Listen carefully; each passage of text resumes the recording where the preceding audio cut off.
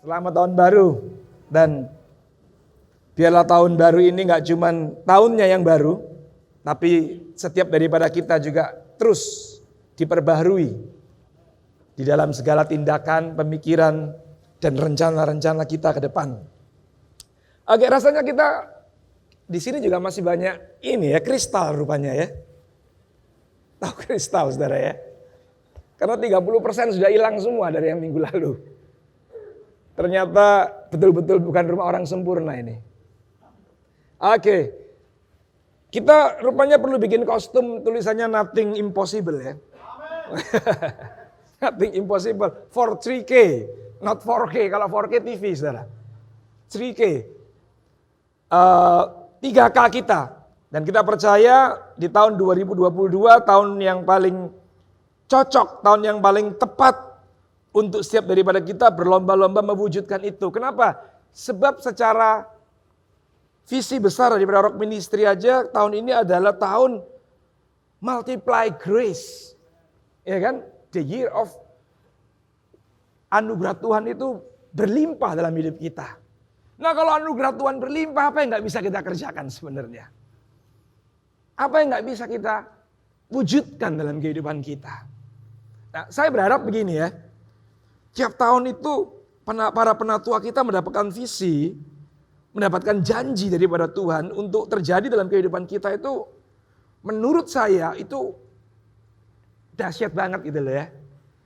Cuma sayang sekali kalau kita itu udah terbiasa, kita itu terbiasa cuman setiap visi itu cuma jadi slogan. Kita kan terbiasa begitu kan sebab ya dalam kehidupan kita ya.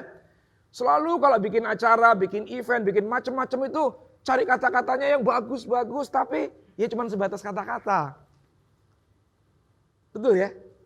Bahkan kalau sudah lihat tuh kalau sering keluar kota naik mobil, kalau sudah sempat berada di belakangnya truk, itu aja dia punya visi macam-macam sopir-sopir truk itu saudara. Betul kan? Truknya ditulisin macam-macam di belakangnya. Tapi cuma buat bercandaan. Betul ya? Cuman buat bahan senang-senang. Tidak pernah diwujudkan betul-betul dalam kehidupannya. Nah kita orang-orang percaya kan tidak boleh seperti itu. Kita sebagai orang-orang yang berintegritas tidak boleh seperti itu. Apa yang kita yakini, apa yang kita percayai, apa yang kita setujui bahwa itu benar, ya dan amin.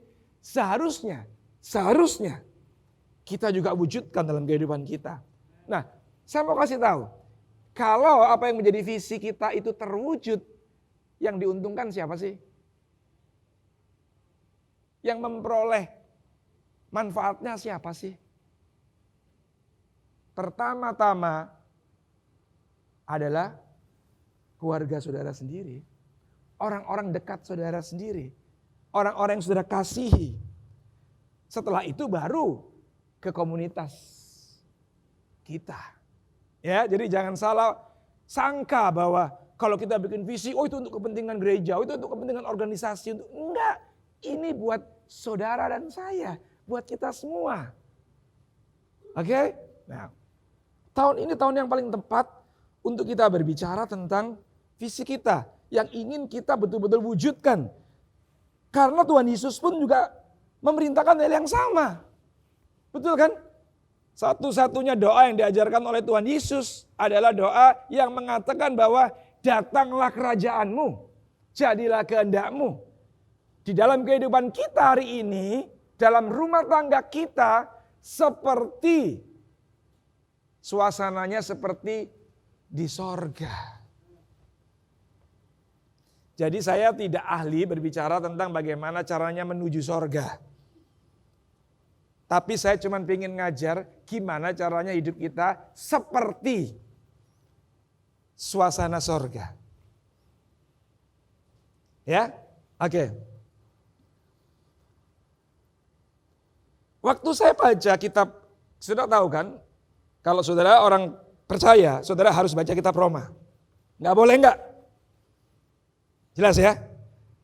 Baca Alkitab nggak sih? Ya udahlah kalau Taurat yang bikin pusing ya udahlah.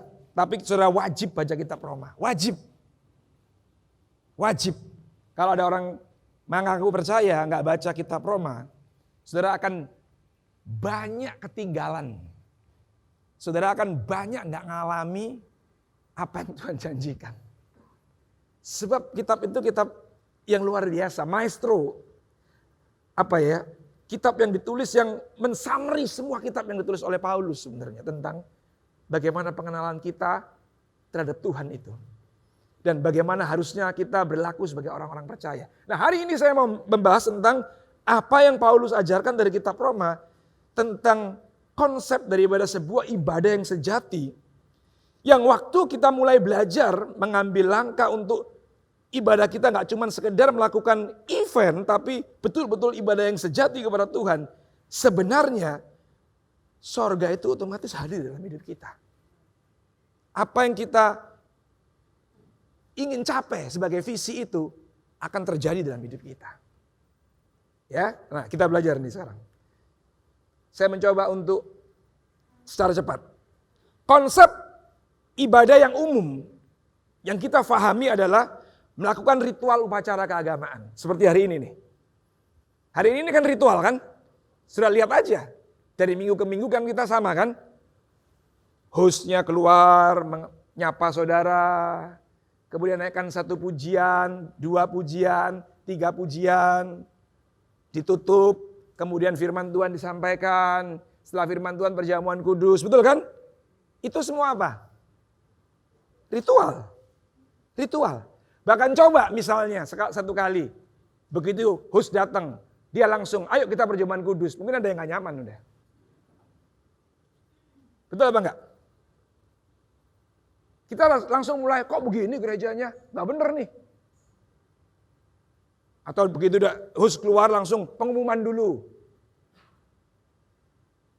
Kita langsung merasa seolah-olah kayak gereja ini salah.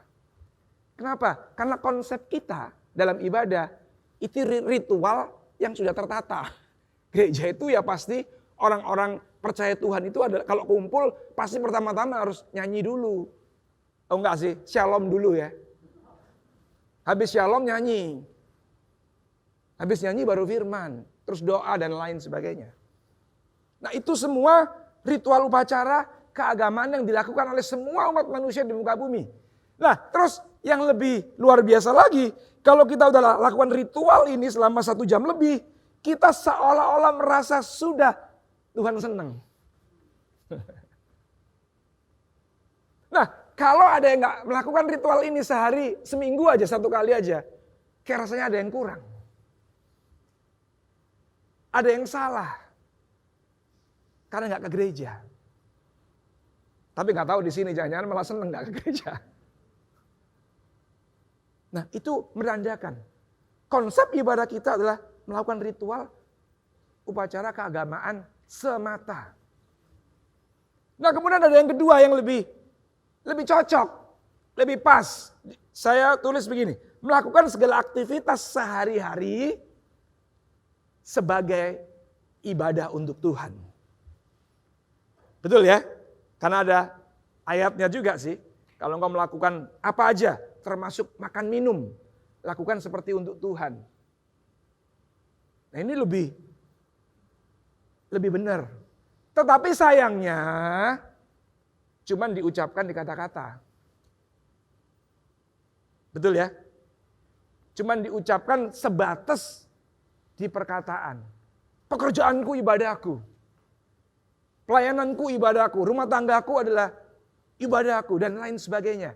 Tapi cuman sebatas berhenti di ucapan. Stop sampai di situ. Nah kita senang ada di area ini. Kita suka terus dari tahun ke tahun di area ini.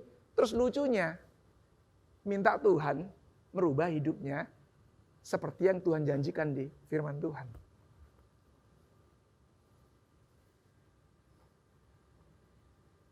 Kita sering begitu kan? Melakukan hal yang kurang tepat. Tapi nuntut Tuhan melakukan bagiannya. Kan gak bisa. Apapun yang saudara lakukan di muka bumi ini, hukum yang sudah dibuat Tuhan, benda ini kalau saya jatuhkan, dia pasti jatuh ke bawah. Betul? Saudara bisa lakukan, saudara nggak mungkin bisa merubah itu. Betul nggak? Itu sudah dibuat oleh Tuhan hukumnya kan? Gravitasi. Begitu dijatuhkan, pasti akan mengarah ke bawah. Jadi, menurut saya, Tuhan itu tidak mau sibuk ngurusin satu persatu saudara. Berin lagi melakukan apa ya? Oh, kasih upah. Oh, ini Bu Ketut melakukan apa ya? Oh, dia malas dia. Kasih hukuman. Dia nggak melakukan itu. Sudah ada hukum yang dia buat. Apapun yang saudara pilih, yang saudara lakukan, akan menimbulkan sebuah konsekuensi. Kalau benda ini saya lepas, konsekuensinya jatuh ke bawah dia. Kalau saudara melakukan A, akan ada konsekuensi yang saudara dapat dari apa yang saudara lakukan. Dan itu sudah otomatis terjadi. Jadi jangan salahkan Tuhan kalau saudara nggak dalam apa yang dia rancangkan. Karena kita tidak mengambil keputusan-keputusan yang menghasilkan konsekuensi yang mendatangkan kebaikan-kebaikan dalam hidup saudara. Kira-kira begitu ya. Nah, kemudian apa konsep ibadah daripada Rasul Paulus yang dia ajarkan? Nah ini, saya mau bacakan kepada saudara kitab Roma 12 ayat 1 sampai 2. Karena itu saudara-saudara demi kemurahan Allah aku menasihatkan kamu supaya kamu mempersembahkan tubuhmu sebagai persembahan yang hidup, yang kudus dan yang berkenan kepada Allah. Itu adalah ibadahmu yang sejati. Jadi konsepnya Rasul Paulus, ibadah yang sejati yang menghasilkan konsekuensi. Hal-hal yang saudara inginkan terjadi dalam kehidupan saudara adalah ini. Mempersembahkan tubuhmu sebagai kurban. Saudara harus ingat ya. Pak Rasul Paulus tidak menghapus konsep ibadah di dalam perjanjian lama. Meskipun dia ngomong begini nih. Sunat gak perlu lagi. Dia ngomong kan. Sunat itu tanda perjanjian di perjanjian lama. Tanda orang-orang keturunan Abraham harus disunat. Kalau enggak, dia enggak dapat perjanjian. Berkatnya Abraham. Tapi Paulus mengatakan apa? Enggak ada gunanya sunat itu. Sebab kalau kita masih mengira bahwa kita perlu bersunat, akan sia-sia korban Kristus di atas kayu salib, dia ngomong. Tetapi Paulus tidak menghilangkan semua konsep yang sudah dibangun di dalam perjanjian lama. Maksudnya Paulus gini loh. Kalau saudara merasa seolah-olah sunat itu akan membuat kita jadi layak mendapatkan berkat daripada keturunan Abraham, berarti saudara harus melakukan semua hukum Taurat. Kan begitu loh. Tapi hukum Taurat sudah digenapi oleh Tuhan Yesus. Ya. Nah, kita wajib melakukan apa yang Tuhan Yesus ajarkan. Clear ya? Terus kalau ibadah gimana Pak? Kenapa tidak menghilangkan konsep perjanjian lama? Sebab Tuhan Yesus pun melakukan korban. Betul nggak? Tuhan Yesus pun mengorbankan dirinya demi untuk menebus kita. Dia Tuhan loh. Dia Maha Kuasa loh. Dia bisa melakukan apa saja untuk menyelamatkan saudara dan saya loh. Tapi dia tidak menghapus konsep tentang korban. Sudah bayangkan ya. Kok ada Tuhan untuk menyelamatkan umatnya harus mati? Pernah berpikir nggak?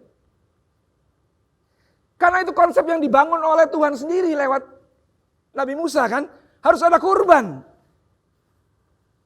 Lembu, sapi, anak domba yang tidak bercacat celah. Dan itu nggak bisa dihapus. Dan itu terjadi sampai daripada zaman Tuhan Yesus. Dia pun harus mengambil cara itu untuk menebus kita. Apakah Tuhan Yesus mau sebenarnya melakukan yang namanya penyalipan? Nggak mau, saudara. Dia sama kayak kita. Dia tahu bagaimana sakitnya. Dia tahu bagaimana rasanya disalibkan. Sebenarnya dia pun gak mau.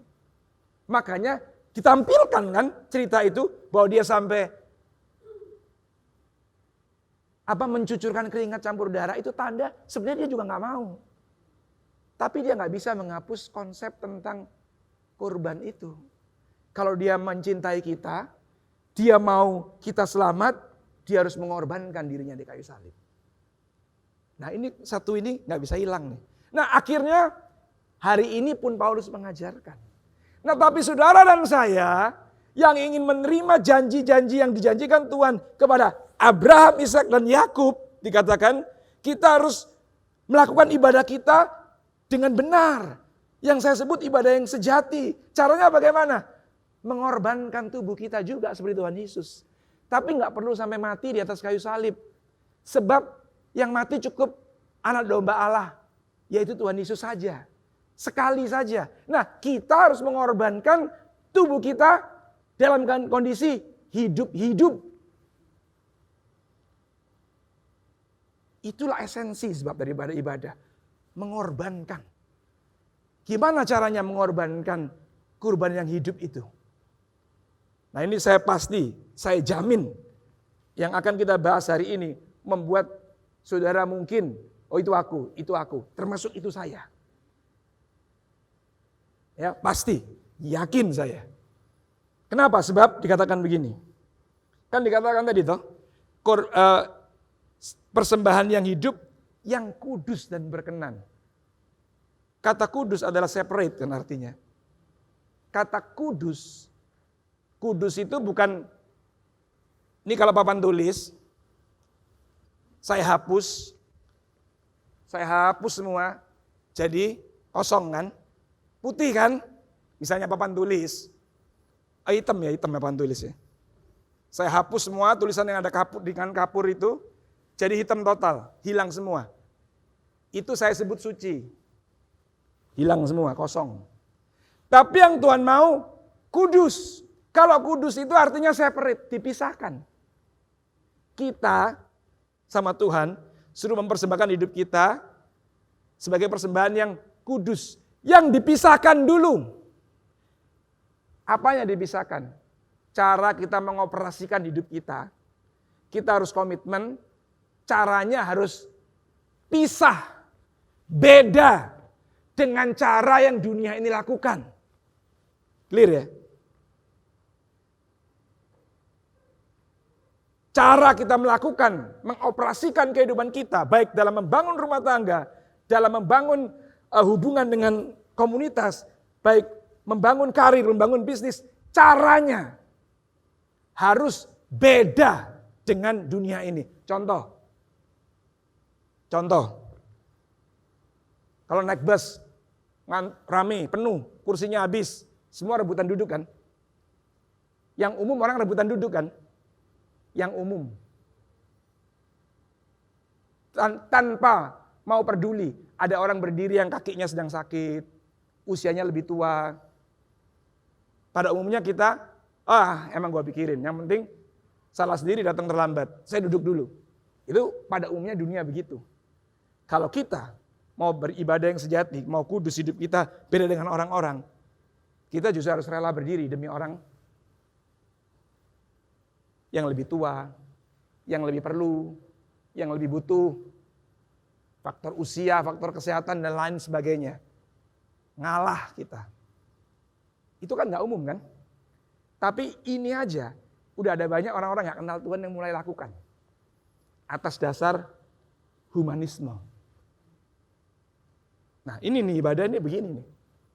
Saudara harus beda. Kalau dunia ini selalu memikirkan tentang dirinya sendiri, memikirkan kepentingannya sendiri, mementingkan untuk mencari keuntungan buat dirinya sendiri, kenikmatan buat diri sendiri, kenyamanan buat diri sendiri. Sekarang kalau mau ibadah yang sejati, saudara harus mulai mikirin orang lain. Jualan barang, saya mau kasih tahu. Yang penting laku. Kan saya nggak maksa. Saya mau tanya, orang yang beli barang saudara diuntungkan apa dirugikan? Barang yang saudara tawarkan berkualitas enggak? Nah, Hal-hal macam ini loh. Itulah ibadah sebenarnya. Kita harus mulai berpikir tentang kalau orang lain, kalau saya jadi dia, saya beli barang model begini, marah nggak ya? Kalau nggak mau dirugikan atau dijadiin kesel seperti orang lain, jangan kita buat orang lain. Nah kan begitu tuh. Itulah ibadah yang sejati. Nah mulai mikir nih. Wah jadi gimana Pak? Kalau kerja nggak boleh untung? Boleh. Tapi jangan cari kesempatan. Mumpung orangnya nggak ngerti, untung sebanyak-banyaknya. Jangan. Mumpung orangnya nggak ngerti, kasih barang yang KW. Kasih barang bekas misalnya. Dia mau kok, dia nggak masalah. Saya kasih tahu. Tuhan tetap tahu. So, kalau sudah hidup begitu itu, saya jamin pertama-tama saya kasih tahu ya, damai sejahtera yang sejati sudah alami dulu. Nah kalau hari ini sudah nggak melakukan itu, terus sudah ngaku terima Tuhan Yesus cuman karena lagunya bagus, sudah loncat-loncat, sudah ngomong itu damai sejahtera, saya kasih tahu itu damai sejahtera palsu. Itu damai sejahtera yang cuma dipengaruhi oleh situasi dan kondisi. Saya jamin kalau situasi dan kondisi kita tidak sedang dalam keadaan baik, damai itu akan hilang. Tapi kalau damai itu muncul karena sudah melakukan hal-hal yang seperti ibadah yang sejati tadi, itu akan terus mengalir, saudara. Nggak peduli mau COVID ini bermutasi lagi jadi berapa kali lipat lebih seru, no problem. Nggak ada persoalan bagi kita. Ya, bisa nangkep ya apa yang saya maksudkan. Nah caranya gimana Pak? Setelah dipisahkan dari cara-cara dunia ini, mengoperasikan hidupnya, terus bagaimana? Dikatakan oleh Rasul Paulus, janganlah kau menjadi serupa dengan dunia ini, tapi berubahlah oleh pembaruan budimu. Sehingga kamu dapat membedakan manakah kehendak Allah. Apa yang satu baik, saudara harus mengejar ini dulu nih. Mulai lewat ibadah saudara, lewat ibadah yang kita lakukan, dari minggu ke minggu ini, yang kita mau kejar pertama-tama udah nggak usah sempurna dulu deh, karena kita aja bukan rumah orang sempurna kan gitu ya. Tapi mulailah dulu dengan baik deh. Sekalipun memulainya dengan motivasi yang mungkin terpaksa, takut, sungkan, nggak enak, nggak tahu, terserah apapun motivasinya. Yang penting saudara mulai, ayo kita jadi baik yuk. Kita jadi baik dulu. Kenapa?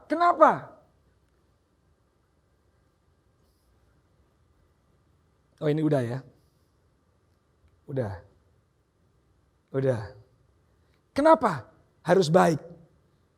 Sebab Tuhan Yesus pernah ngomong begini. Maka aku berkata kepadamu, jika hidup keagamaanmu tidak lebih benar daripada hidup keagamaan ahli-ahli Taurat dan orang Farisi, sesungguhnya kamu tidak akan masuk dalam kerajaan sorga. Kalau hidup keagamaan kita nggak lebih baik dari orang-orang Farisi dan ahli Taurat, kita nggak bakal dapat bagian dalam kerajaan sorga. Lah orang-orang Farisi dan ahli Taurat itu dapat bagian nggak kira-kira?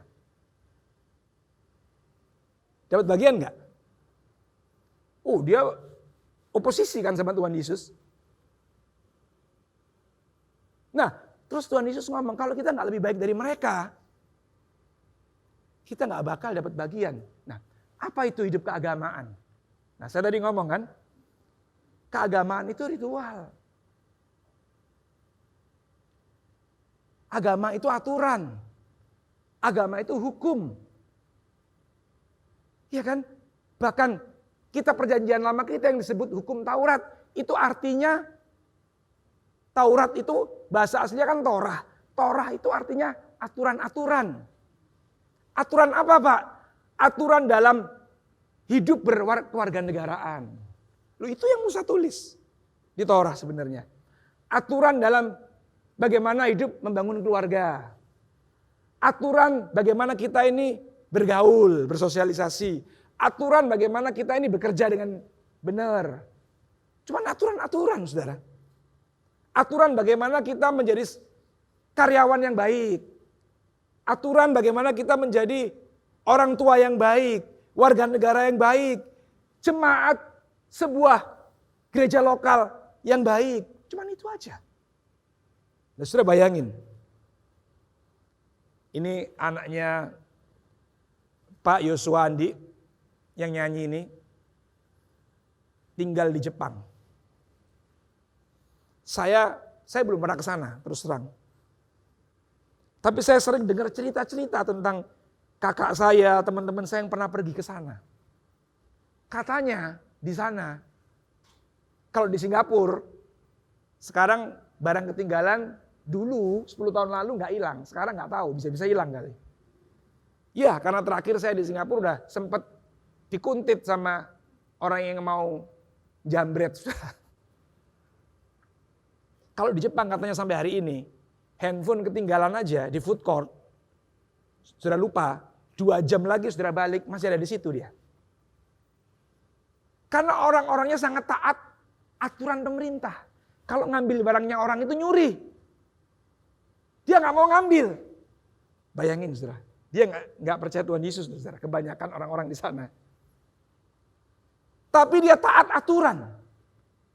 Kalau di sini ada handphone ketinggalan apa namanya? Berkat ya.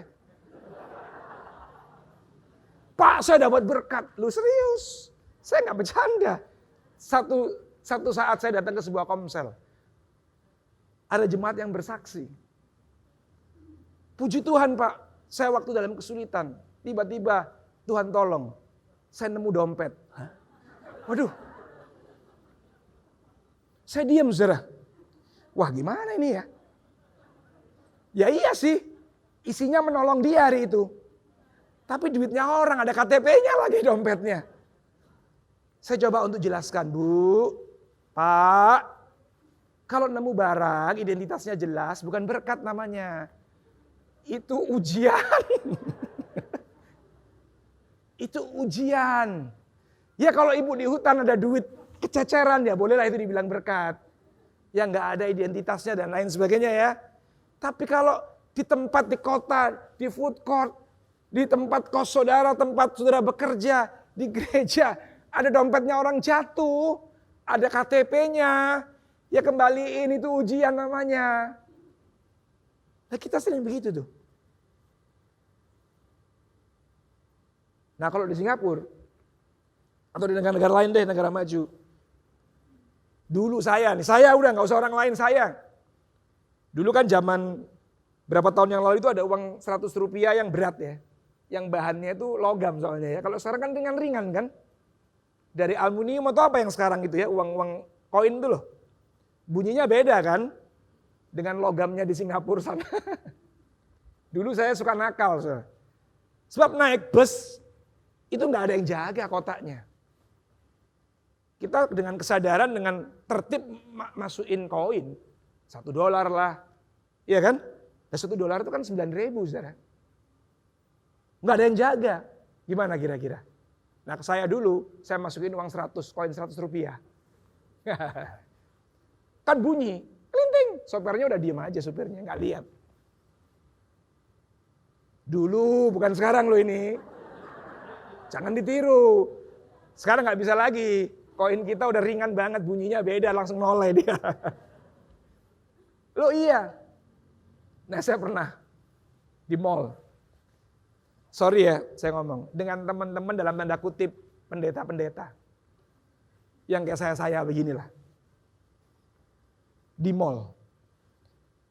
Sekarang mall di Surabaya kebanyakan kalau ke toilet sudah free. Kalau dulu bayar saudara. Ya dulu bayar. Kita nongkrong di mall, ngafe. Ada salah satu yang mau ke toilet.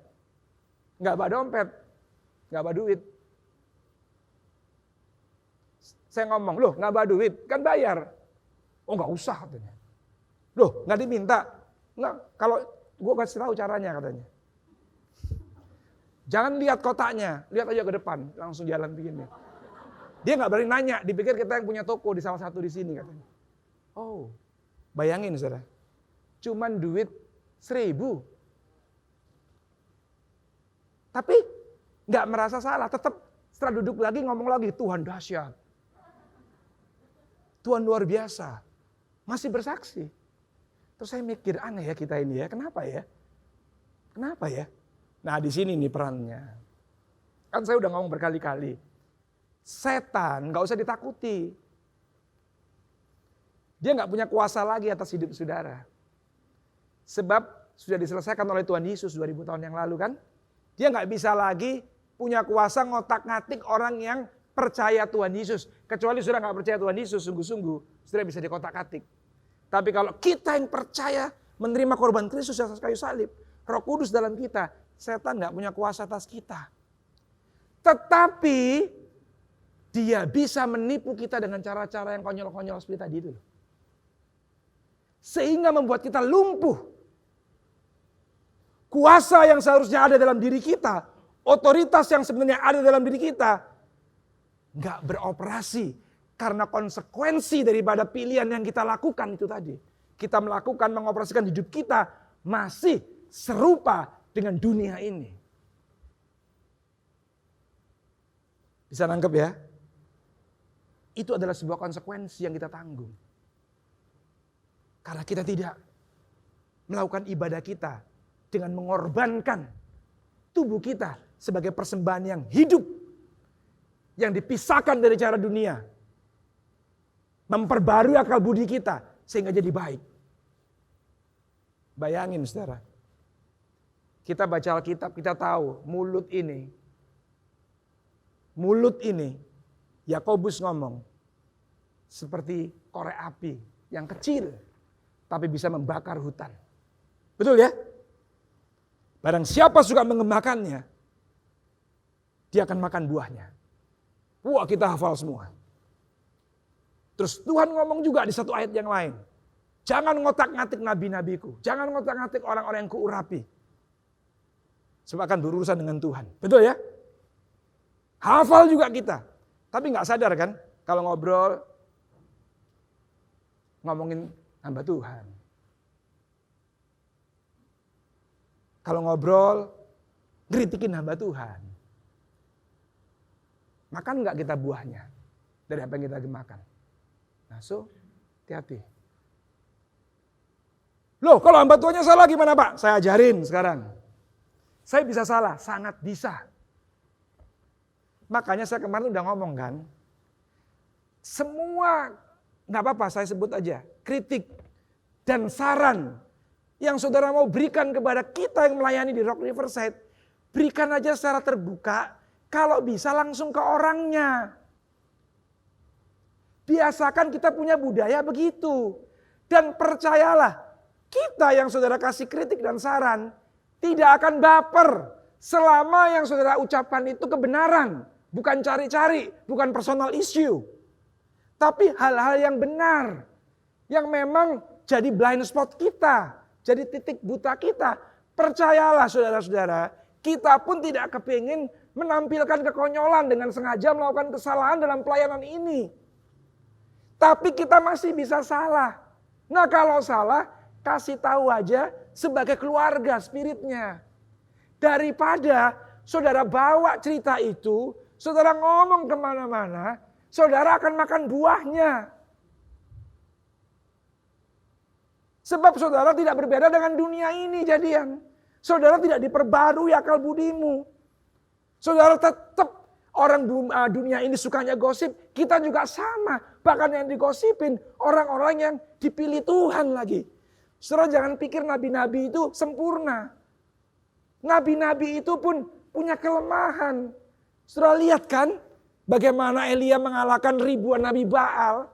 Setelah itu ketakutan dia. Waktu diancam oleh Isabel. Itu tandanya apa?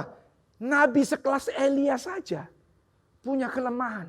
Lah apalagi cuman PDP, PDM di Rock Riverside. Tapi bukan berarti kalau dia punya kesalahan, saudara bisa dengan bebas membicarakannya di luar. Bukannya saya nggak suka dibicarakan, tapi saudara sebenarnya masih sama dengan dunia ini. Ibadah yang saudara lakukan cuman ritual belaka yang membuat saudara tidak mendapatkan konsekuensi daripada visi yang Tuhan berikan kepada kita. Saya bukan marah loh saudara ya, saya semangat. Yes. Saya sangat semangat karena saya ingin saudara mengalami 3K itu. Karena saya tahu waktu saudara mengalami, saudara pasti lebih cinta Tuhan. Kok Bapak tahu? Saya ngalami saudara. Dan itu yang membuat saya semakin ikhlas mengorbankan keakuan saya lebih lagi untuk mendapatkan konsekuensi daripada ibadah yang sejati yang saya lakukan. Paham ya? Jadi kejarlah baik dulu. Jangan mau kalah dengan ahli-ahli Taurat dan orang Farisi. Jangan mau kalah dengan kaum humanisme. Jangan mau kalah dengan orang-orang dari negara-negara maju dengan budaya yang memang sudah baik. Jangan mau kalah. Sebab kalau dengan mereka aja kita masih kalah. Bagaimana mungkin kita bisa mengaku sebagai orang-orang yang mempersembahkan tubuh kita sebagai persembahan yang kudus dan yang berkenan? Nggak mungkin. Dan yang kedua, taat hukum atau meminta organisasi perusahaan dan lain-lain, udah ya. Yang kedua, kurban yang hidup adalah berkenan, kan? Setelah saudara biasa melakukan hal yang baik, mungkin saudara melakukan pertama-tama karena takut, karena ya itu tadi, karena dipaksa, karena dimotivasi terus, karena sungkan, enggak apa-apa. Yang penting lakukan dulu.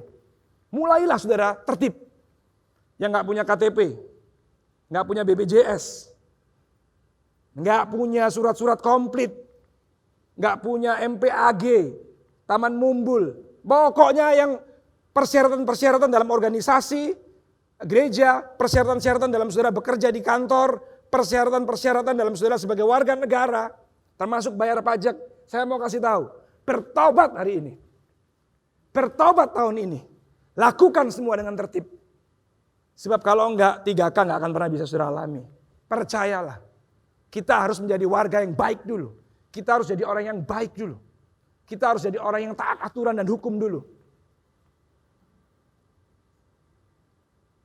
Kemarin saya sama istri saya, secara jujur saya ngomong gak apa-apa, istri saya gak perlu malu juga. Ke Surabaya kan, tes antigen. Aturan pemerintah kan, 4 orang. Sampai pelabuhan yang diperiksa cuma saya sendiri. 400.000 kan 4 orang. Yang diperiksa 1. Terus istri saya ngomong, ntar pulangnya kamu aja sendiri. Ngirit 300.000. Betul saudara. Baliknya kita 4 orang. Sama juga. Yang diperiksa 1 juga. Terus bagaimana? Kita mau ngirit? Kita mau taat? Saya nggak didik istri saya dengan cara buka kitab Roma 12 ayat 1 dan 2. Nggak usah. Saya cuma ngomong, ngapain sih kita mesti ngelanggar aturan cuma uang 300.000.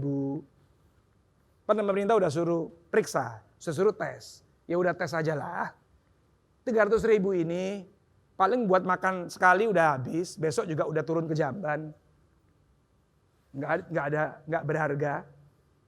Ngapain kita harus melanggar yang konsekuensinya bisa kita jadi orang-orang yang tidak pernah berubah dalam akal budi kita. Nggak pernah mengalami pembaruan dalam akal budi kita. Setuju? Iya. Iya saudara. Nah setelah saudara seperti itu, baru nanti kita belajar pelan-pelan jadi berkenan.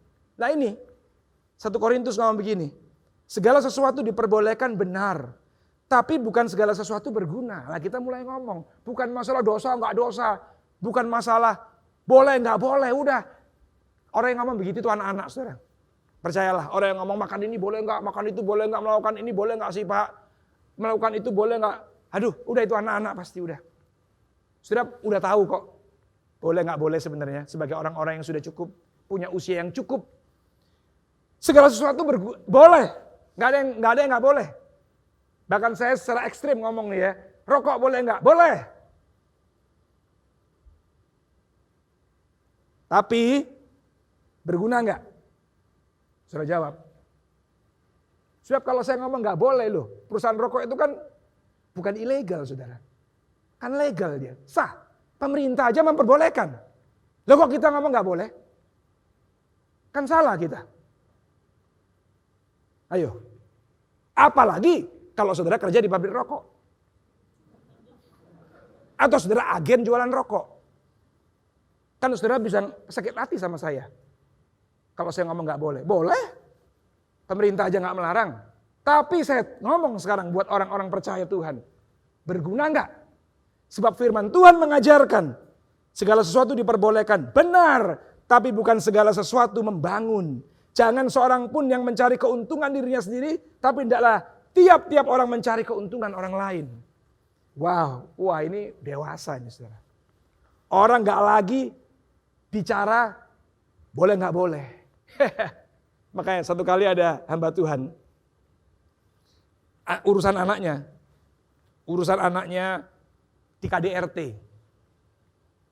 Dia konseling sama saya. Dia ngomong, boleh nggak secara firman Tuhan saya menceraikan anak saya karena di KDRT?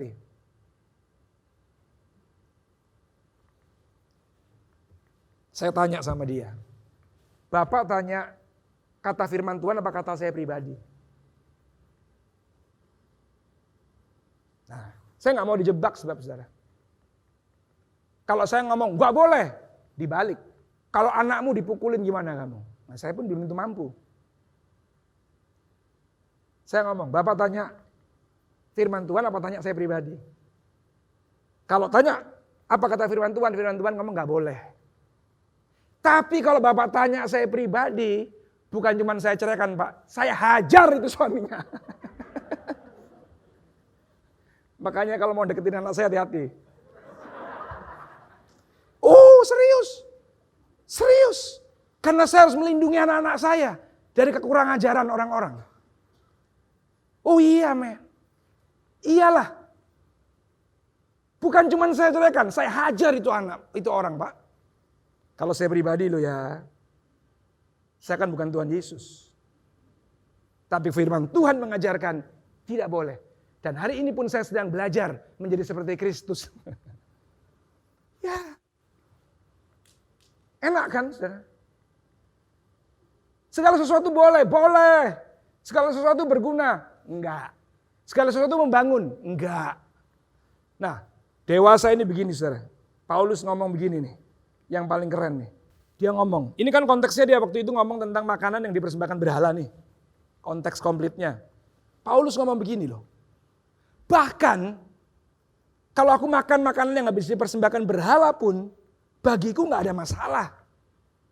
Sebab gak ada berhala bagi Paulus. Ya, boleh dimakan. Tetapi kata Paulus, kalau aku makan, bahkan yang tidak habis dipersembahkan berhala. Bahkan mungkin yang halal. Tapi, misalnya nih, makan daging sapi. Kan halal kan? Tidak habis dipersembahkan berhala. Tapi ada orang-orang di situ yang menganggap makan daging sapi nggak boleh. Karena mereka bertumbuh dari budaya dan agama tertentu yang melarang. Paulus ngomong apa? Sekali-kali aku tidak akan makan daging sapi itu. Karena apa? Tidak membangun iman orang itu, bahkan bisa meruntuhkan iman orang itu. Mendatangkan syak katanya.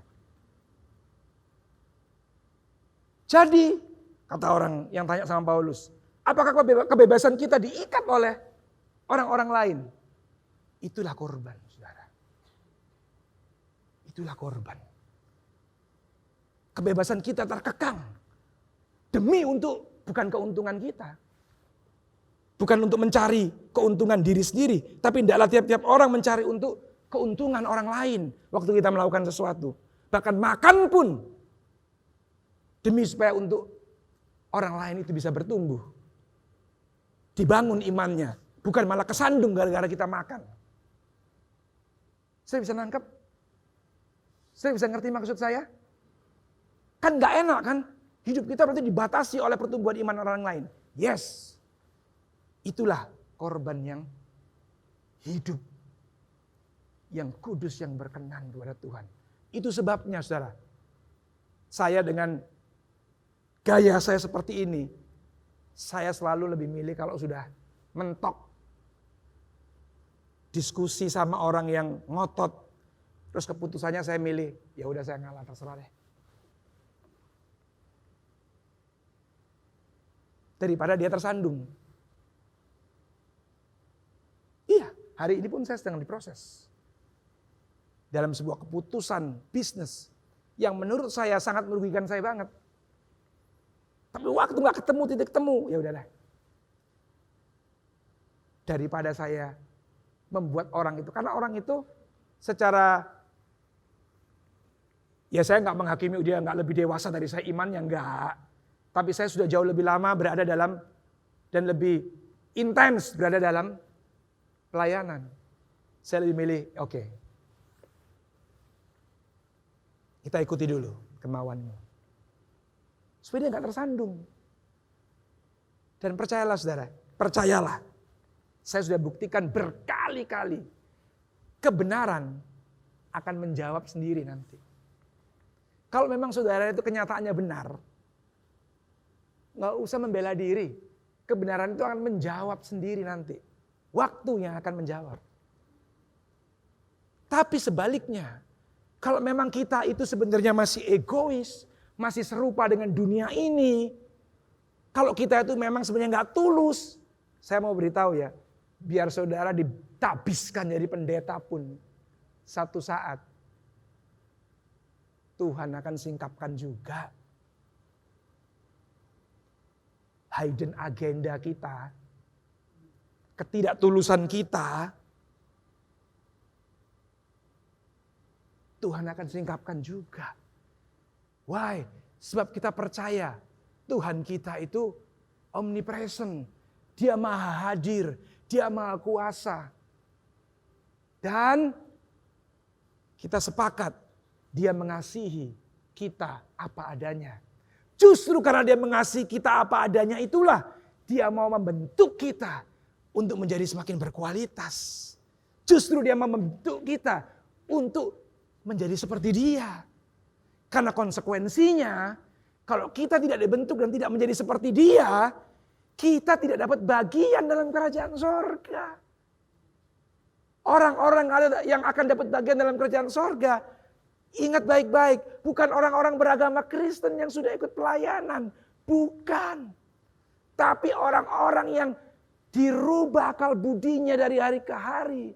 Mengorbankan keakuannya demi untuk hal-hal yang berguna dan membangun iman orang lain. Itulah orang-orang yang mendapat bagian dalam kerajaan sorga. Dan semakin saudara menjadi seperti Kristus, saudara akan semakin mau berkorban dengan gampang. Jangankan korban yang halal yang sementara. Kristus mencontohkan, mengorbankan nyawanya. Maka itu tidak ada nama lain di muka bumi ini yang patut dimuliakan. Karena dia memberikan korban yang tertinggi. Wow.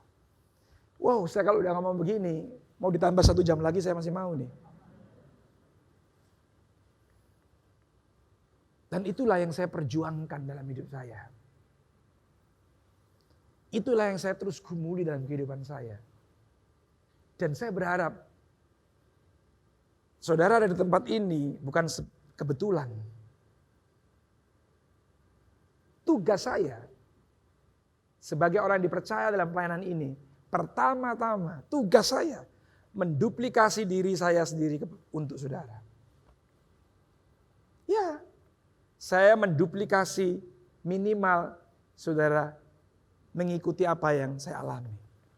Bisa lebih, puji Tuhan. Syukur. Tapi kalaupun tidak minimal, saudara menduplikasi kehidupan iman yang saya alami. Dan saya percaya, saudara gak kecewa jadi pengikut Kristus. Sampai hari ini saya sudah 25 tahun melayani Tuhan. Ada banyak tawaran. untuk saya comeback. Untuk saya tidak lagi intens dalam pelayanan. Ada banyak hal. Tapi nggak bisa. Nggak bisa. Ya, saudara pun akan mengalami hal yang sama. Oke, itu message tahun 2022.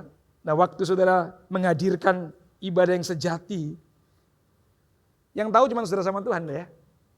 Waktu saudara menghadirkan itu, saya percaya apa yang kita mau wujudkan 3K, keluarga saudara harmonis, keluarga saudara jadi terang, jadi berkat, keluarga saudara suasananya suasana sorga, kemudian keuangan saudara akan saudara atur dengan bijak, akhirnya menjadi sehat, saudara gak pernah jadi orang yang ngerepotin orang lain lagi, gak pernah kekurangan, dan saudara juga menghargai pentingnya tubuh ini. Karena tubuh ini punya Tuhan, ingat ya, kenapa sih harus sehat? Ingat tubuh ini Tuhan punya, yang kita harus jaga, harus rawat baik-baik, harus dipertanggungjawabkan. Dan kalau saudara sampai sakit, menderita, percayalah menderita. Bukan cuma saudara yang menderita. Bisa-bisa istri, suami, anak ikut menderita. Kalau sakitnya membutuhkan biaya mahal. Semuanya ikut menderita, kita semua di gereja juga menderita. Kenapa sih? Kok diajak happy aja gak mau?